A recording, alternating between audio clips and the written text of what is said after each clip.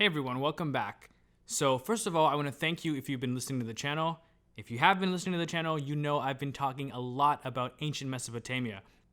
I mean, this is a time period and a place of the world, or part of the world rather, that I absolutely love talking about, and I honestly can talk about it forever.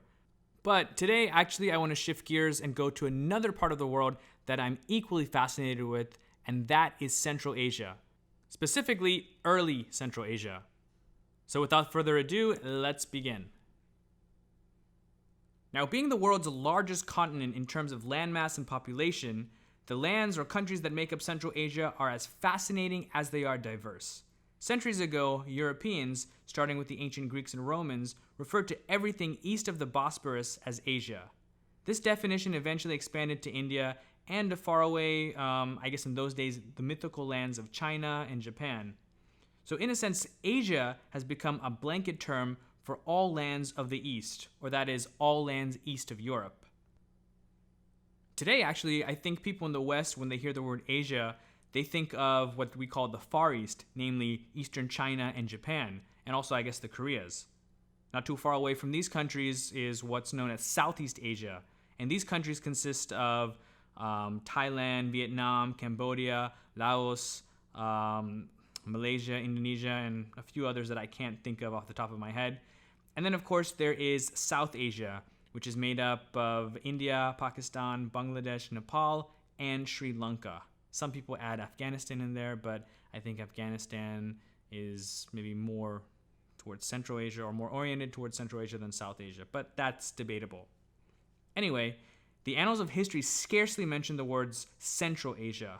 In fact, this is actually a fairly recent term in the Western lexicon that came into common use after the breakup of the Soviet Union. This breakup created several independent republics, namely Kazakhstan, Uzbekistan, Turkmenistan, Tajikistan, and Kyrgyzstan. These new countries, now technically independent of Moscow, became known as Central Asia. This term, though, proved to be very fluid. After all, political boundaries created by Soviet politicians and geographers do not always reflect realities on the ground. For example, countries such as Mongolia or areas such as China's Xinjiang province and parts of south-central Siberia have less in common with the other Asias described above and are geographically and culturally more similar to Central Asia. This is potentially problematic indeed, especially given that the historical and present importance of this region cannot be understated. This is an ancient land with peoples and traditions which go back several thousand years. Now, in this short segment, I'm obviously not going to talk about the entire history, but I do hope that when I talk about the early history, this will sort of pique your interest in this region of the world, and maybe you'll be inclined to learn more about it. So first, let's talk about where and exactly what is Central Asia. So Central Asia is a vast expanse of land that occupies nearly 8 million square miles, or approximately 1/7 of Earth's landmass. Historically, this region has been a diverse place with numerous ethnic groups, tribes, languages, and religions. For much of recorded history, the peoples of this region have been primarily nomadic. The concept of belonging to a state with predefined borders is pretty much alien to these people.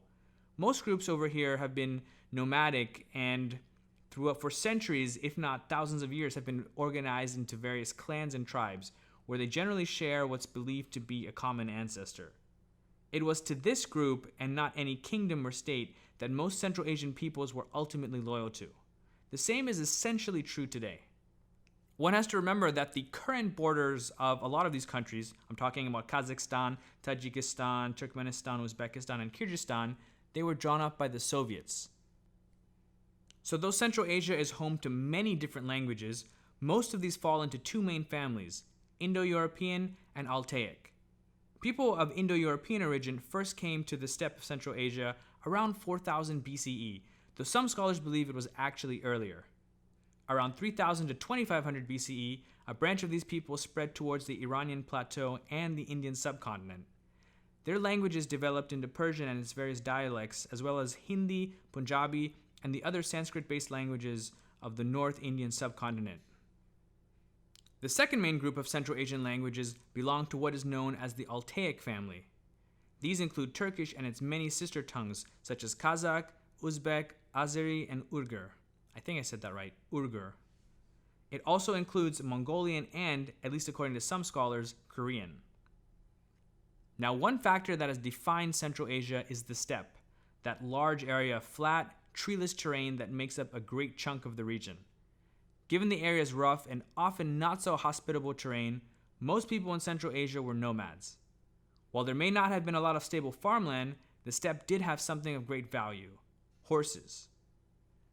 The nomads of the steppe put these horses to good use and became extremely skilled at riding and fighting on them. Over time, their skills with the horse made them some of the most fearsome and cunning warriors in the ancient world. In fact, in many steppe societies, living a sedentary life and farming were considered to be reserved for those of low status. A man's wealth in those days was determined by the number of fine horses and sheep that he possessed. Horses were more valuable than gold. Along with mobility, horses also provided meat and even milk. For those, though, who lived in the city, the steppe was a land filled with barbarians. The ancient Iranians referred to the area, especially the lands beyond the Amu Darya River, as Turan, a country that was, at least in literature, their historic rival.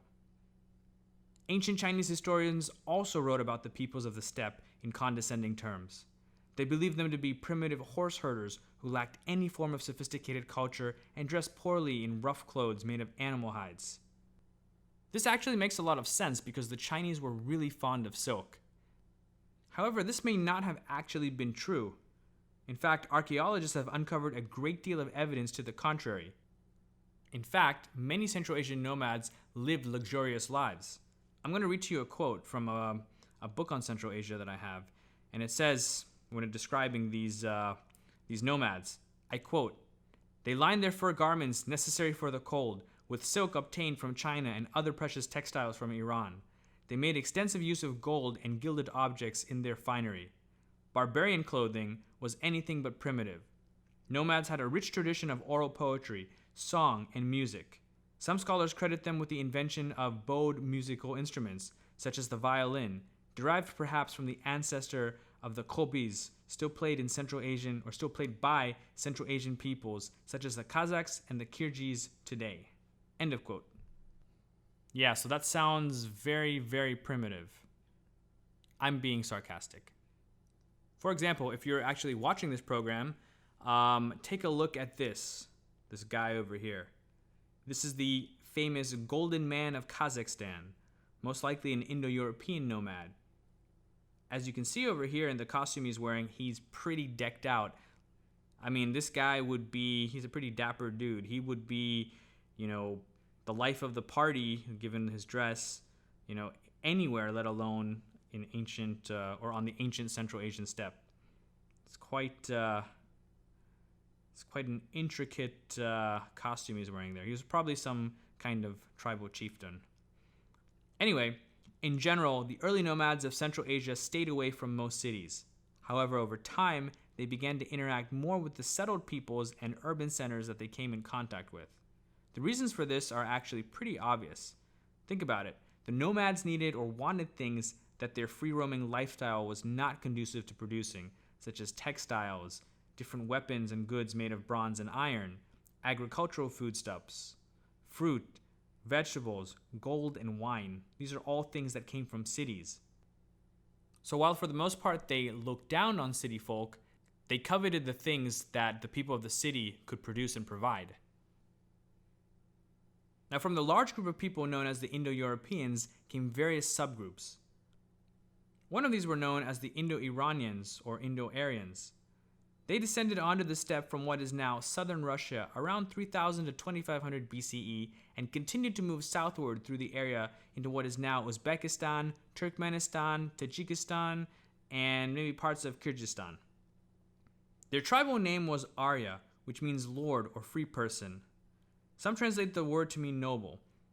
As they moved further south, they split into various groups, with one moving towards South Asia, today what's northern India and Pakistan, and the other group around 1500 BCE to the land that bears their name today, Iran. Actually, the name Iran means land of the Aryans. These Aryans were also known to be great warriors and were known as Rathashar, which means one who stands on a chariot. Though nomads, the Aryans of the steppe were a cultured people possessing a sophisticated society and class structure. They had a polytheistic religion in which many gods and goddesses were worshipped. They also believed in Asha, the divine law which was responsible for order in the universe. In a broad sense, Asha means truth and is described as the force that essentially governs everything from the way the cosmos functions, natural phenomenon that occur, to one's individual and proper relationship and dealings with others. Some even translate it as righteousness or righteous order. It's into this society and religious doctrine that the Iranian prophet Zarathustra, known as Zoroaster in the West, arrived. Born sometime around 1500 BCE in Central Asia, some scholars believe near the Aral Sea in present-day Uzbekistan, Zarathustra preached a religion that was based on many of the ideals of the Aryan religion of the time, with one major exception: the belief in monotheism, or one God. He taught that the world was divided into good and evil, and that God, whom he called Ahura Mazda, was the only being worthy of being worshipped. At first, many in Aryan society were vehemently opposed to Zarathustra's teaching, but eventually the religion that he taught caught on when a local king named Vistas became one of his followers. This religion, known today as Zoroastrianism, in at least one form or another became the state creed of several pre-Islamic Persian kingdoms and empires, and was the dominant religion for the Indo-Iranians in both Iran and Central Asia for several thousand years.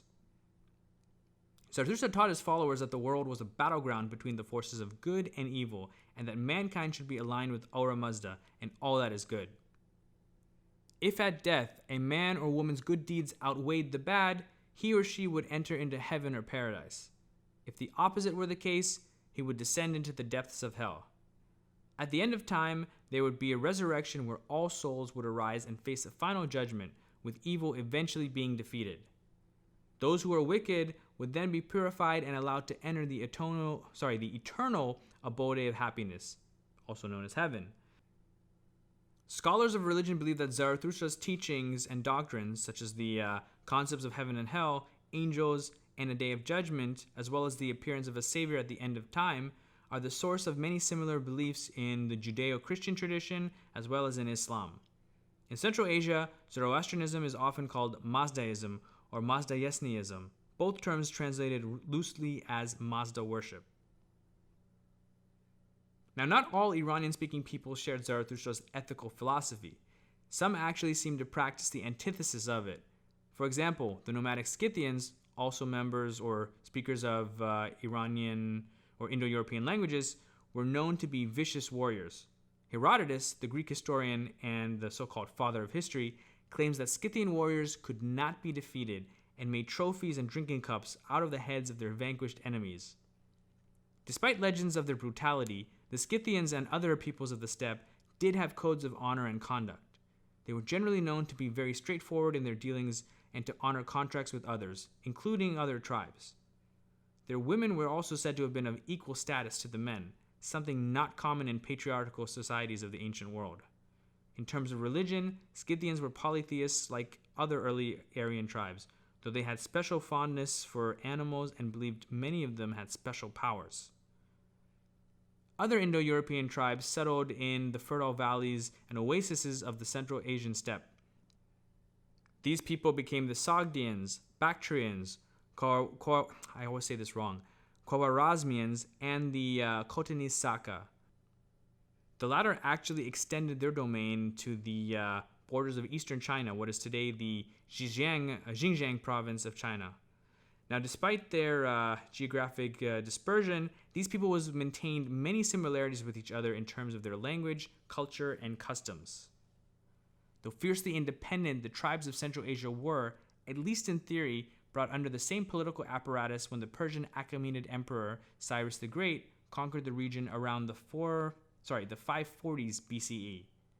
The empire further expanded into Central Asia under one of his successors, Darius the Great. The arrival of the Achaemenid Persians and the spread of their empire in the mid-500s BCE brought many changes to the Central Asian steppe. As the Persians expanded their realm to include parts of Central Asia, they brought with them access to the lucrative trade routes of Mesopotamia and the world beyond the Mediterranean.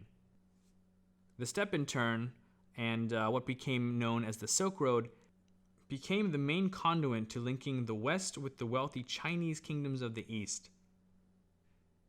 The nomads of the steppe were instrumental in protecting these important trade routes, especially the dangerous routes that led through the deserts of Mongolia, I guess for example the Gobi, and the Taklamakan in what is today, again, China's Xinjiang province.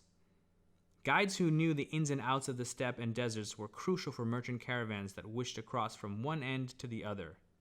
Actually, the word Taklamakan means, quote, once you enter, you cannot leave, end of quote. I'm not exactly sure which dialect that's in, whether it's in Chinese, or whether it's one of the Turkic dialects. Anyway, though there were many similarities between the Persians and the Iranian peoples of Central Asia, centralized rule of this area proved to be extremely difficult.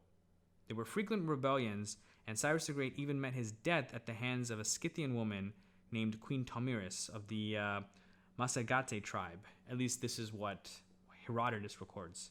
There's some skepticism as if this event actually happened, but the popular history is that, yes, he was killed by a tribe of Scythians in probably, I think, what is now Turkmenistan, somewhere up there. Eventually, though, the areas of Sogdiana, Khoarezm, Bactria, and Margiana were subdued and became important satrapies or provinces of the Persian Empire. Alexander of Macedonia, who conquered the Achaemenid Empire, also incorporated these regions into his empire. He even took his wife, Roxana, from among these people. In fact, Roxana was believed to have been a princess of Bactria. So, as Alexander went across this region, he founded several cities named after himself, known as Alexandrias.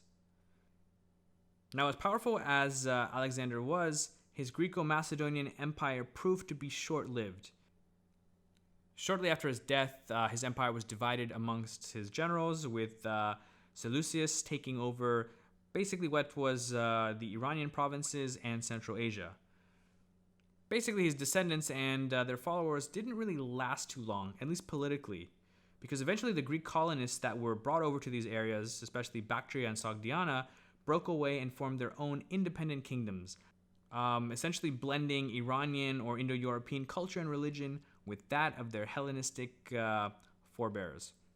So this is just a quick synopsis of ancient Central Asia.